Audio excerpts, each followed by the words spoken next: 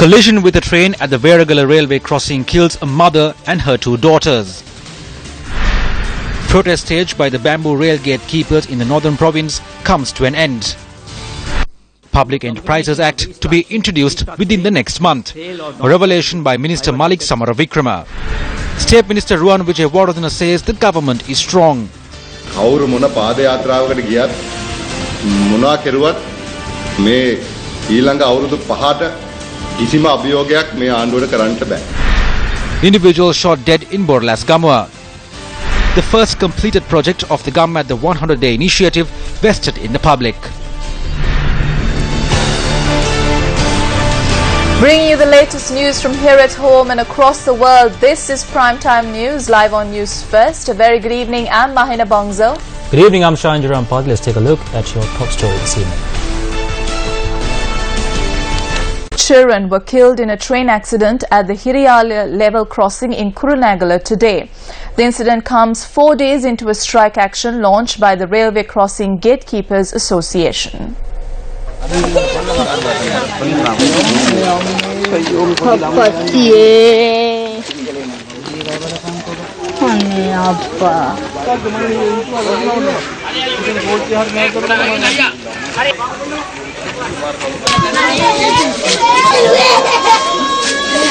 The accident occurred when the woman was travelling on a motorbike with her 2 children at the railway crossing in the Edakala junction in Hiriyala. The 3 victims were run over by an express train which was plying from Kankasanturai to Colombo this afternoon, while one of the children was being taken for a tuition class. This warning sign bears testament that there was no attendant to close the gates at the time of the accident. While the woman and the 2 children died on the spot, their bodies were brought to the Ganewata railway station in the same train that ran them over.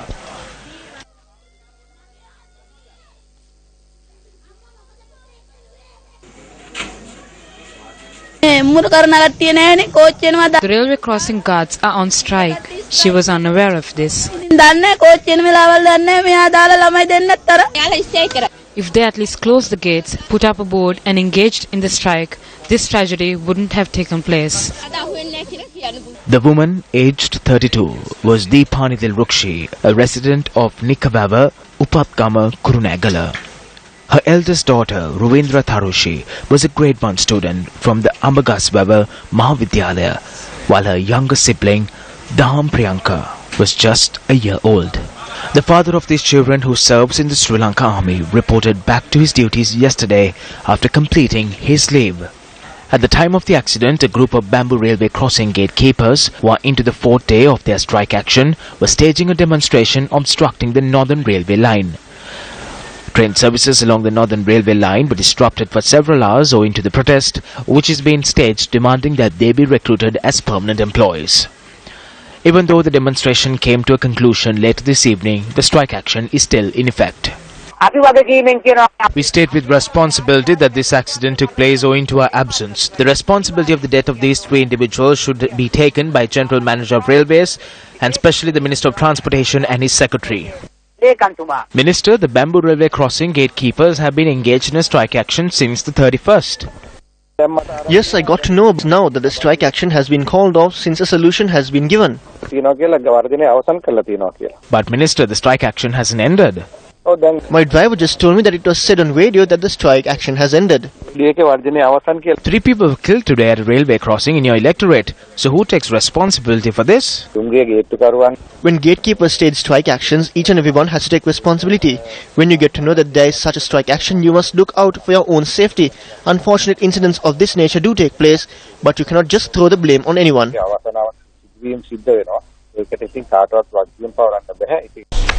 During our travels around the country in the recent past, we met a group of villagers in Sigirimulla who are uncertain of their return home from work in the evening. People travelled along this dilapidated road for nearly 20 years in constant fear of a possible attack from a wild elephant at the blink of an eye. But today, after 20 years, we were able to bring some happiness to the hearts of these people. Come after 100 days, day 15.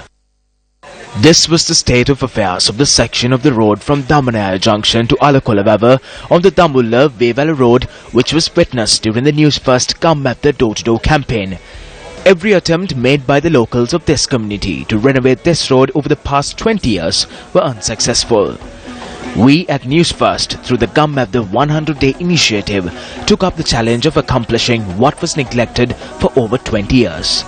The road was fully renovated within a span of 10 days and vested in the public today. Brandix Lanka Limited also joined hands with Newsfirst for the renovation of this road.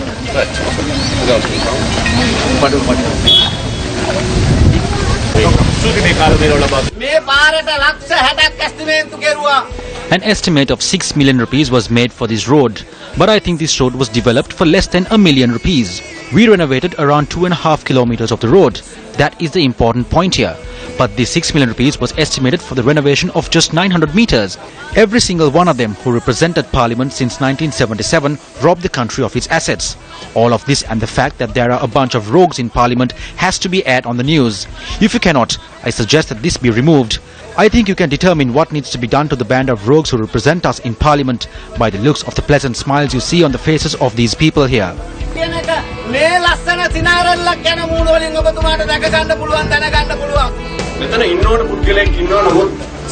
There is one person who should be here, but he is a person who does not usually come out in the open.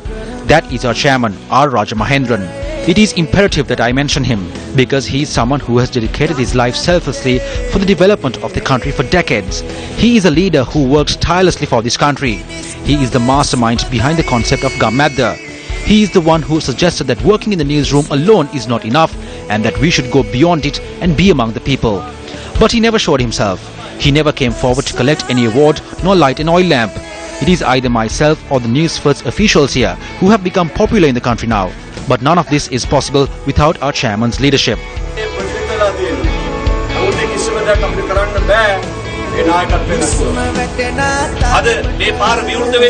While this road is being declared open, drinking water projects have commenced for the children of Kilinochi and Hambegamo who are suffering without clean drinking water. We are also in the process of setting up an elephant fence in Hambantota. We have given a drinking water project for the people of Borale Valigama. Very soon, in the next few days, you will see many more projects in operation around the country through the Gammat the 100-day initiative.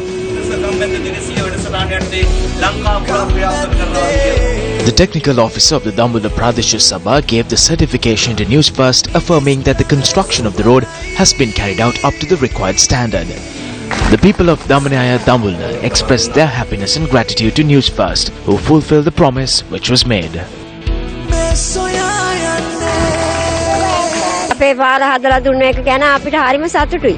This road was a pile of mud. We cannot express our happiness in words.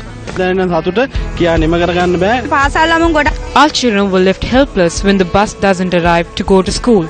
We are thankful to Sirasa and Newsfirst. Thank you very much for this. I am an expectant mother. This is the easiest road to access the Dambulla hospital. We accept the opening of the road with open arms today. We were left helpless in the past when we needed to go to the hospital. Misery caused by a ravaging wild elephant, brought to an end by the construction of an electric fence.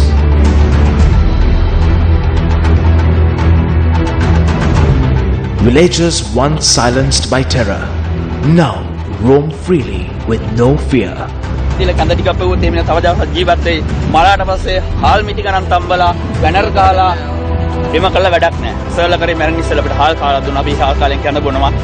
Be a part of this initiative to change lives.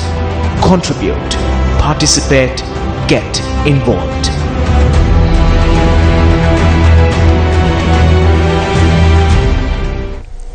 Views were expressed on the march by the joint opposition during the United National Party media briefing held at the party headquarters Sirikota today.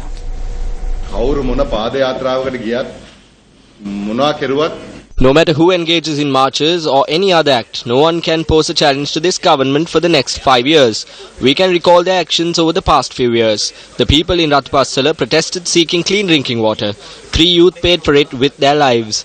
We also took to the streets seeking the release of then General Sarath Fonseca from prison. We had to face various ruffians. Our vehicles were attacked. The police was used to fire tear gas at us. Such were the challenges that we had to face during that time.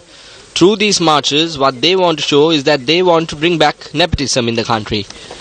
පෞල් පාලනයක් මේ රටට අවශ්‍යයි කියලා. ශ්‍රී ලංකා නිදහස් පක්ෂයට හූ කිව්වම දැන් කියනවා. When they hooted outside the Sri Lanka Freedom Party office, they said it was done by outsiders. On Kumara Welgama's Facebook page, it says that his group had hooted at their headquarters. They are saying it. These individuals are saying that the hooting was done by outsiders. What are they saying? They do not know what they want. They fail to control their groups. Convening a media briefing, former Kurunegala district local government representatives of the SLFP rejected the interviews called by the party. The representatives also named the individuals who advised them to convene the media briefing.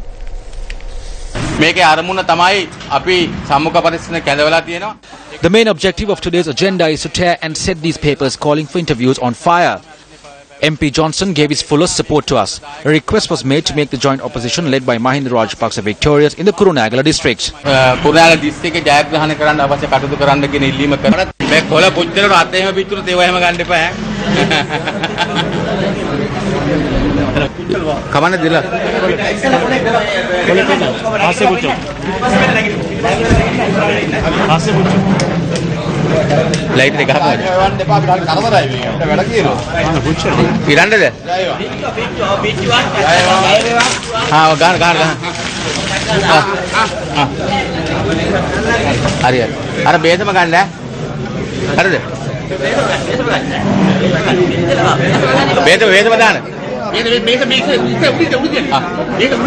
හරි. දැන් දාන්න.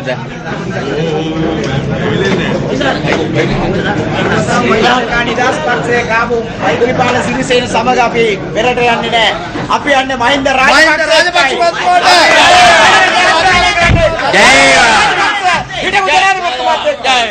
අපේ කුරාදි තියෙන ආගේ අපේ පුතමක් වගේ නේද? ඔව් කුඩිලි ගනි. ආය. අපේ පුතමක් කවුද අමාරු සරයි.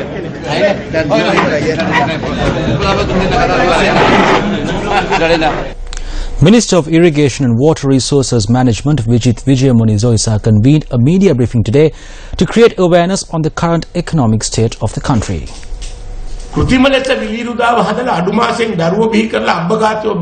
The government should not be frightened by political movements that are struggling hard to give birth to an underdeveloped child. This is how cripples are born. Such political movements have very narrow motives. This party is alive. It cannot be easily broken by anyone.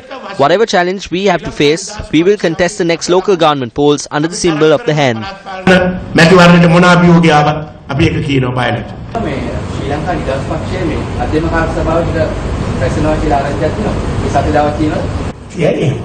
A meeting will be conducted. We will take the decisions during the Central Committee. You raised questions about discipline. ඔබතුමා ශ්‍රී ලංකා නිදහස් පක්ෂයට මෛත්‍රීපාල ජනාධිපතිතුමාගේ නායකත්වය පිළිගන්නවද නැද්ද? මම පිළිගන්නේ. පිළිගන්නේ නැහැ. මම පිළිගන්නේ. ඒක තමයි මට ඕනේ දෙන්නේ අපිට අහගන්න දෙක. මට නඩුව දාන්න ඔබතුමා නඩුව දාන්න හොඳට කරුණු එක්කව කරගෙන මම පිළිගන්නේ නැහැ ඔය සභාවතුමා. දෙවෙනි එක. ඔබතුමා මට පාලනය මට මං ගැන තීන්දුවක් ගන්න අයිතියක් තියෙනවා. ඔය සභාවතුමා මම පිළිගන්නේ. හොඳයි. මට නඩුව දාන්න. ඒක ඔබතුමාගේ තීන්දුව නේද? ඒක ඔබතුමාගේ තීන්දුව. මේ වගේ දේවල්ට අපි We will take disciplinary action on these matters. If there are individuals within the party who converse or behave in this way, we will take necessary steps to remove them from the party. Measures are underway to take disciplinary action. You will see the decisions we make after the party convention. We will be having a party convention. After the party convention, we will take strict action on this.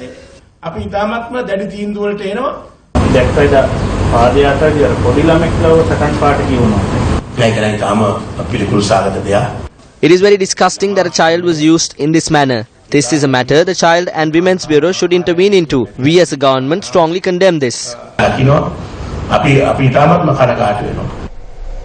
Let's now take a look at the views expressed by the left centre at a media briefing convened today. Mahinda Rajapaksa මහත්මයාගේ පාදයාත්‍රාවේ ආරම්භ කළේම The march of Mahinda Rajapaksa commenced with an attack on an ambulance. They yelled that they work for Mahinda Rajapaksa and attacked the ambulance.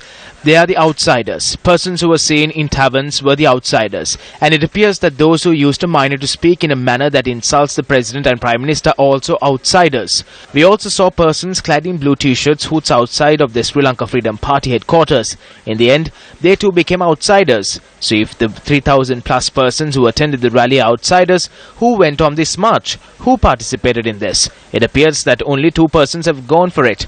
They are Mahinda Rajapaksa and Namal Rajapaksa. අපි දන්න විදිහට දෙන්නයි. Mahinda Rajapaksa මහත්මයයි Namal Rajapaksa මහත්මයයි. Sri Lanka is to introduce a law to govern state-owned enterprises. This was revealed during the final day of the Sri Lanka Economic Forum in Colombo. The two-day summit titled Focus, Act, Deliver was organised by the Ceylon Chamber of Commerce.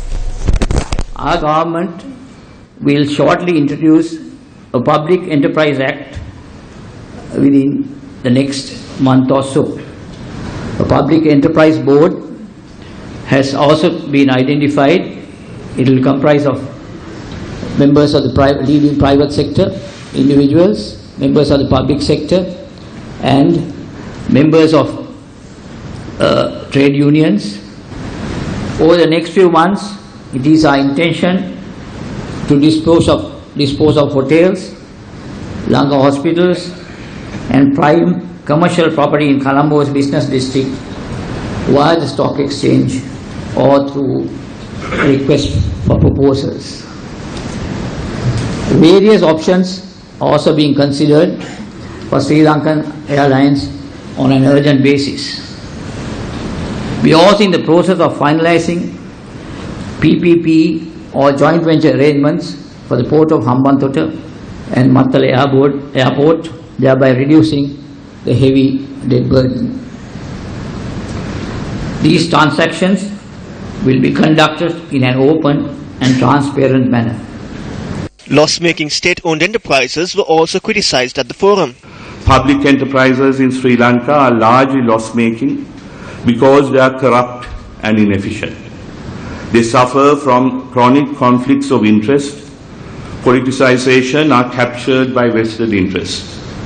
Take the case of Sri Lankan Airlines.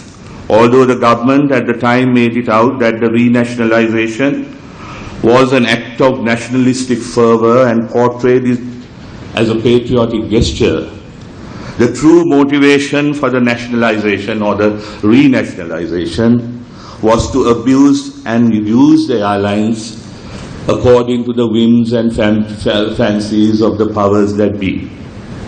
The result was that Sri Lankan Airlines, which after privatization in 1997 started paying dividends to the treasury for the first time, again reverted to making losses the year it was renationalized. In 2008, Sri Lankan Airlines made a profit of around $40 million US, but within 7 years, this once profitable airline had lost nearly $1 billion US. The cumulative losses of the largest 5 public enterprises are over 600 billion rupees, more than the entire health ministry and education ministry budgets combined. දැනට යාලංකා ආයතනයේ අපි මුහුණ දී තිබෙන ගැටලුව අපේ The issue surrounding Sri Lankan Airlines is this. We have reached a level where our liabilities and responsibilities surpass our assets. Sri Lankan Airlines is a negative asset. It cannot be termed as a positive asset. We have hired planes. We calculate assets by considering these planes and the training provided to the staff. The liabilities are greater than them combined. Air Lanka is a negative institution. What is this government's proposal? If they are giving away a negative institution, it is fine. But what is the proposal? The current discussion of the government centre around vesting the liabilities of Sri Lanka with the treasury and simply hand over the assets. That is not necessary at all.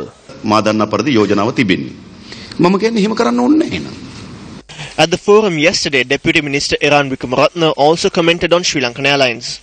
It's in the public interest to have high service quality at competitive pricing, and also for government it's a means of revenue.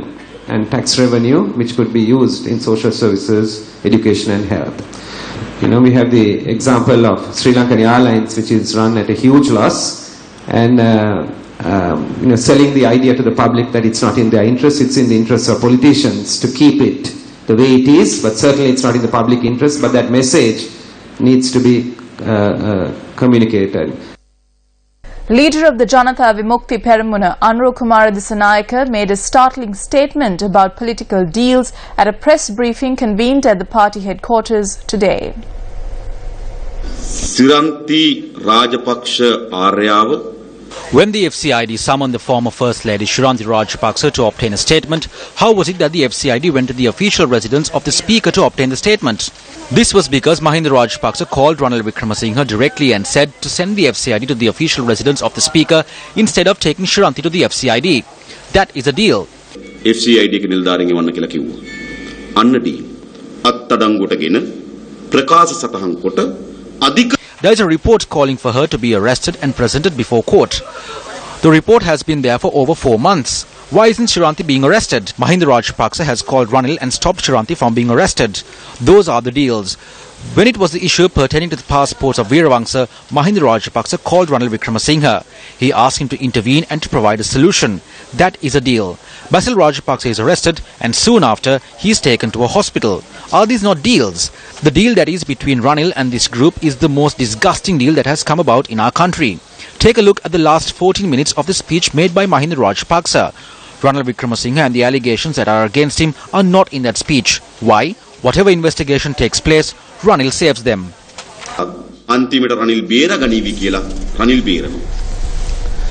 The complaint that was lodged citing that MP Namal Rajapaksa acted in contempt of the Commission to investigate allegations of bribery or corruption was taken up before the Supreme Court today. The attorney at law who appeared on behalf of MP Namal Rajapaksa, President's Counsel Gamini Marapana, took up a preliminary objection. The preliminary objection stated that without a petition and affidavit, no legal action can be taken by the way of Supreme Court regarding the purported defamation. Director General of the Bribery Commission, President's Counsel Dilrukshi Das Wickremesinghe pointed out that the court is empowered to take action based on Article 105, subsection 3 of the Constitution. She further stated that the complaint in question was lodged after all attempts to summon the MP since December 2015 proved futile.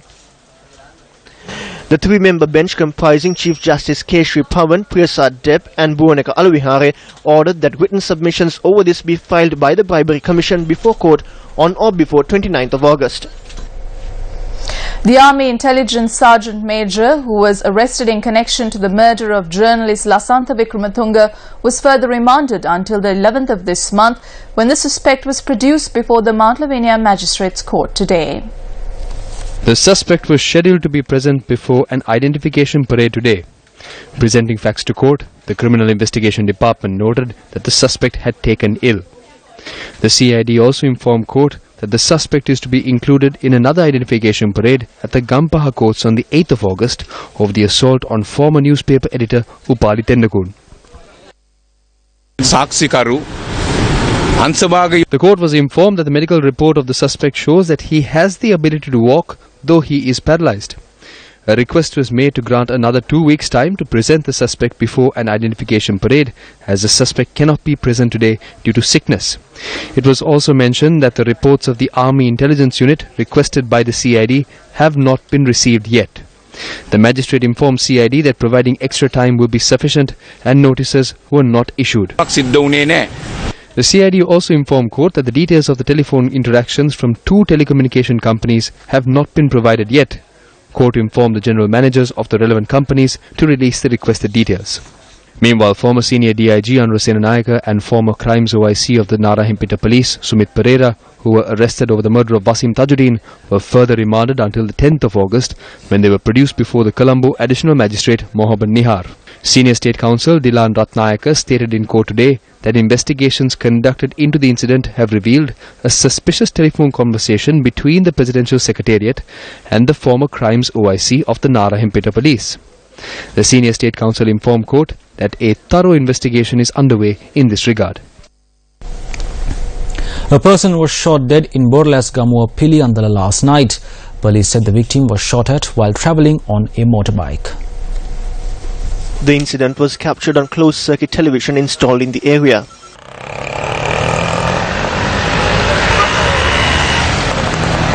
The victim has been identified as 30-year-old Chanaka Solomon, a resident of Attidia. Police said that he suffered serious gunshot injuries and was rushed to the Kalubowila Teaching Hospital, where he succumbed to his wounds. The motive for the killing is yet to be ascertained. On the 21st of July at around 9:10 p.m, two unidentified gunmen on a motorbike opened fire at 39-year-old Dinesh Sanjay alias Manna Manju opposite Sylvester's Road in Mount Lavinia. Manna Manju, a resident from Kaudana, Dehiwala, was killed in the shooting. Police suspect there is a link between the two killings as the houses of both victims are located close to each other. Several members of the non-academic staff union demonstrated opposite the Ministry of Local Government and Provincial Councils this morning. The non-academic staffs union commenced a march from the Fort Railway Station this morning against the anomalies existing between employees in national schools and provincial council schools. They marched to the Ministry of Local Government and Provincial Councils and engaged in a demonstration. Minister Faiza Mustafa visited the location of the demonstration and accompanied all the demonstrators to the ministry premises to discuss their issues. The minister held a special meeting with the demonstrators and promised to forward their demands to the cabinet and seek approval to solve them. I will be giving the same answer, even if they come with 10 persons or even 300 persons. Do not assume that I am giving a solution because of your group and not because there aren't 300 people here. There is an anomaly here because of a singular policy for national schools and another for the provincial council school. I promise you that I will direct this to the cabinet. The demonstrators were also provided with a meal. The minister welcomed us and we are thankful to him. For years we have been demonstrating. We were never welcome to the ministry for any such discussion like this. Prime Minister Ranil Wickremesinghe, who is currently on an official tour to Indonesia, held bilateral discussions with the country's President Joko Widodo today.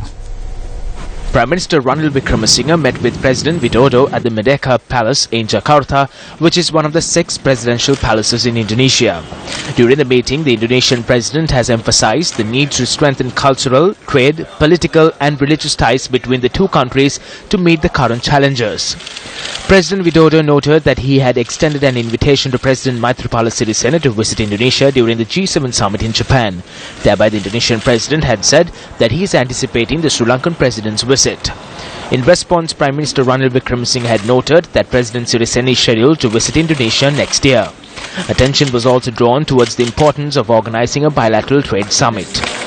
Meanwhile, Prime Minister Ranil Wickremesinghe also met with Indonesia's Coordinating Minister for Political, Legal and Security Affairs, Wiranto. A communique issued by the Prime Minister's office said that the meeting focused on the importance of the need to hold close talks between the two countries to draw up a collective plan on formulating new mechanisms to tackle the human-elephant conflict and the eradication of drugs.